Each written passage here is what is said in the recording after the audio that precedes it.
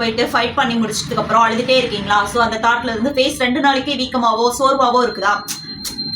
No ஃபீலுங்க. ஒண்ணு நான் சொல்றது மட்டும் செஞ்சு பாருங்க. ஃபேஸ் வாஷ் வச்சு வாஷ் பண்ணி காட்டன் டவல்ல வந்து தொடச்சி எடுத்து, அதான் காட்டன் இருக்குல்ல, காட்டன் ரோல்லையே ஹைஸ்க்கு தகுந்த மாதிரி கட்டிங் கொடுத்து 2 ஐஸ் டிப்பை வந்து ரெடி பண்ணிக்கோங்க. இல்லைன்னா ரோஸ் வாட்டர்ல டிப் பண்ணிட்டு, அதாவது ஹை பேடை வச்சுட்டு ஒரு 1/2 ஹவருங்க நீங்க ரிலாக்ஸா எதையும் நினைக்காம தூங்கிட்டு அப்புறமா ஐபேடை வந்து ரிமூவ் பண்ணிட்டு நீங்க உங்க ஃபேஸை போய் கண்ணாடியில பாருங்க.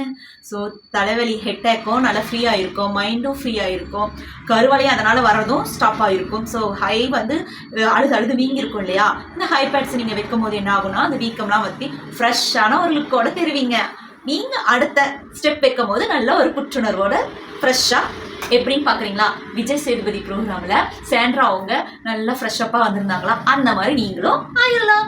சின்ன டிப்ஸ் தான், ஆனா கொஞ்சம் யூஸ் பண்ணி பாருங்க. யூஸ் பண்ணி என்ன இதை வச்சு திட்டாதீங்க, திட்டுவீங்கன்னு தெரியும், திட்டாதீங்க. ஸோ ட்ரை பண்ணி பாருங்க.